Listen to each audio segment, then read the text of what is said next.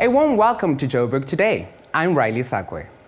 Education in South Africa is constantly improving, especially when it comes to technology and solar power. The private companies are at the helm of this and are making their mark. Solar power technology has become a crucial part of the education system in Gauteng. An interactive shipping container lab covered with wood has been introduced by a local entrepreneur. The Log Lab is a venue that is sent to communities. It comes ready with a movie theater part and a computer part. It's fully solar powered and secured, and the idea is to spark education within those communities in a very creative way. This idea came when Siemens came and asked us to design a unit for them that was kind of a wow, had a bit of a wow factor. That wasn't just donating laptops and a computer lab in the traditional sense.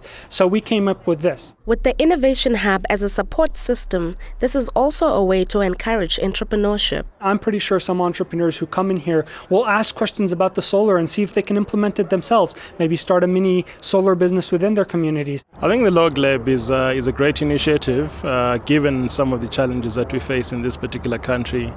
The infrastructure, for the schools is not there, and I think it's an opportunity. It provides an opportunity for industry to partner with government to be able to extend services and also to extend education into remote areas. I think Soweto would be an amazing place to start, just because of the vibrancy and the amount of people who are really hungry for opportunity.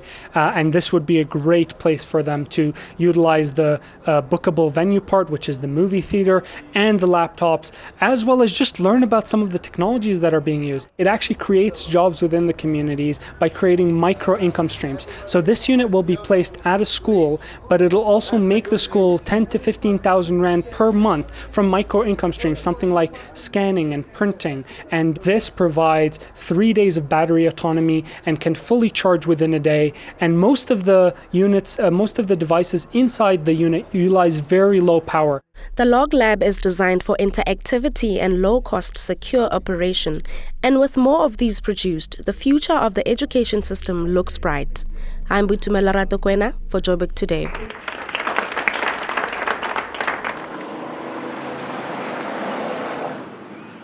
Hi, I'm Sky and you're watching Joburg Today. Join the conversation on our Facebook page, that's joburgtoday.tv. Follow us on Twitter at Joburg Today. And if you're one of those people who are constantly on the move, then pockettv.mobi. That's pocket with an I. The dark, inconvenience and chaos associated with load shedding are indicators of the importance of electrical energy in a city like Johannesburg. But have you ever actually sat down and thought of how much of this precious resource we consume? Joburg Today did. An economic hub like Johannesburg's lifeblood is energy, especially for heating, cooking, transport, lighting, and the running of equipment and appliances. Even when excluding transport, the city's appetite is still huge. Johannesburg requires about 10% of the output of Eskom's installed capacity on a daily basis, if one excludes the renewable energy sources.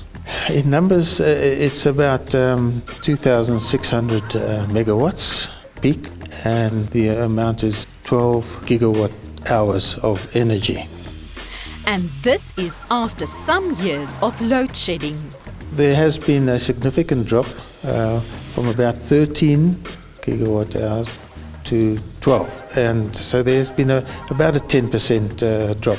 A middle-class Johannesburg family's average energy consumption also dropped since load shedding started. At the moment, the average use is 800 kilowatt hours per month, and in the more leafy areas it would go up to 1,000, 1,200 average. 800 kilowatt hours equates to 2,400 computers working all at once for 1 hour. And although Johannesburg's electricity consumption may be equal to a large chunk of Eskom's output, the electricity provider is not the city's sole source of energy. One can sort of relate this to the national grid where 95% of it is produced by Eskom, and it's mainly coal-based for base load. And the other is hydro, very small percentage. And the sort of non-electrified areas and the alternative energy sources of gas and coal and liquid fuels would be the remainder. Currently, the industrial and manufacturing sectors burn 60% of Johannesburg's mentioned energy. The commercial sector, 30%, and domestic users are responsible for the rest. Marise de Klerk, Joburg Today.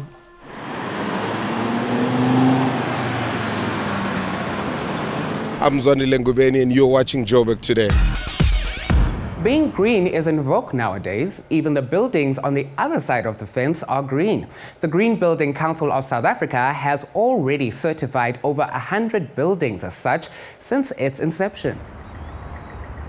At the very basics, a green building is a building that is designed, constructed and operated. Very important that those three elements are there. So designed, built and operated to be environmentally responsible and then resource efficient. Tell us a little about the organization you represent. What role are you playing in the space when it comes to transforming buildings? So the Green Building Council of South Africa, we're an independent certification body and a membership-based organization that leads green building practice in South Africa. So our big motto, our big goal is to change the way the world is built and change the way that the property industry functions in terms of environmental sustainability. And why is certification so important? Certification is hugely important in maintaining independence of what is green, what is sustainable, specifically in the property industry. And what the Green Building Council does is via a rating system called Green Star South Africa, we provide an independent process to certify buildings in terms of their environmental responsibility and resource efficiency. And how green are our buildings? First and foremost, it's a young industry. The Green Building Council has only been around for about 8 years, but we've seen significant progress in the property sector. Mm-hmm. So corporate South Africa really has taken a lead. By what percentage would you say? That's a very difficult question. What I can tell you, though, is to date we've certified just shy of 120 buildings in South Africa, or those are 120 buildings have gone through the Green Star South Africa process. What that translates to in sort of layman's terms is near on 2 million square meters of certified Green Star space. And this is not only corporate South Africa, I must say that government too plays quite a big role in this Green Star uptake and in green building practice. So if you're saying 120 buildings, is that over the last 8 years since you've been around, or is that in the last year? And how significant is that?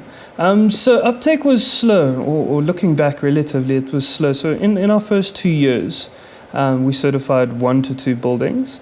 Last year, in April last year, we hit a certification, and this is just to show the rate of escalation. We hit 50 certifications in April last year. Less than a year later, we hit 100. By the end of this year, it'll likely be 200. So we're seeing an exponential growth. And how will a city like Johannesburg compare to other cities in South Africa? So Johannesburg's doing really well. Of that 2 million square meters that I spoke of certified Green Star space in South Africa, Gauteng, so not only Johannesburg, it's Johannesburg and Pretoria.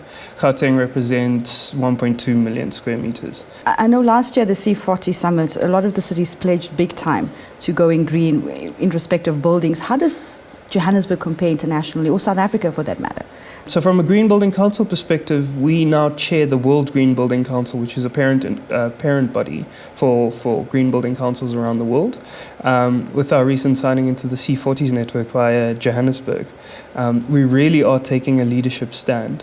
We're fairly new entrants to the market, but in the short amount of time that we've been active, we've leapfrogged and we've learned from other nations and other cities, and we're doing significantly well. City of Joburg is really trailblazing in what it is they're wanting to achieve in sustainability.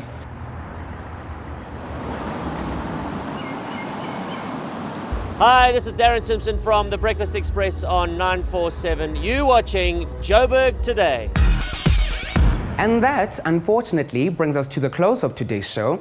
But be sure to check out our playlist as well as City of Dreams.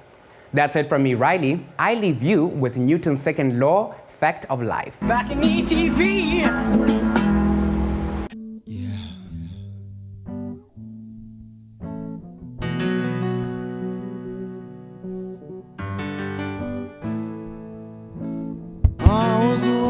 the feeling is gone.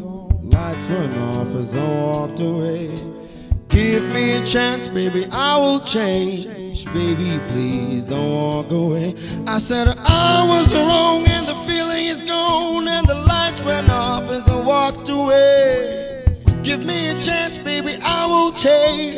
Baby, please don't walk away. So please don't leave me now.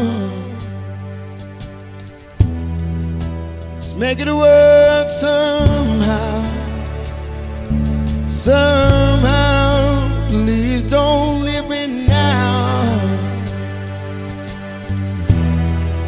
Let's make it work somehow.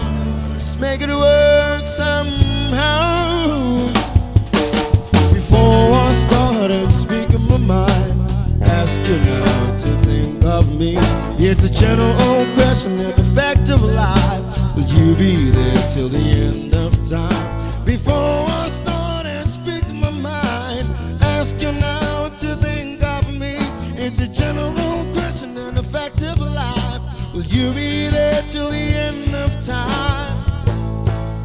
So please don't leave me now. Hey, make it work somehow.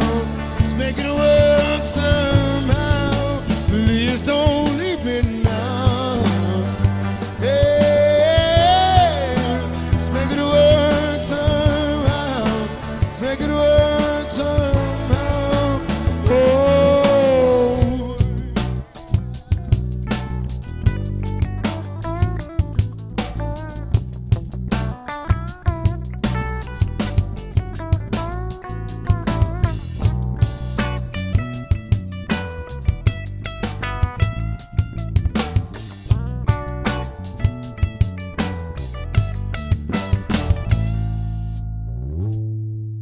So please don't leave me now. Hey, let's make it work somehow. Let's make it work somehow. Please don't leave me now. Oh, make it work somehow. Make it work somehow. Please don't leave me now. Make it work somehow. Please don't leave me now. Make it work somehow. Oh, yeah. Don't leave me. Don't leave me. Don't leave me, leave me, leave me. Please don't leave me. Don't leave me. Don't leave me, leave me, leave me. Please don't leave me. Don't leave me. Don't leave me, leave me, leave me. Don't let me. Oh, before I start and speak of my mind.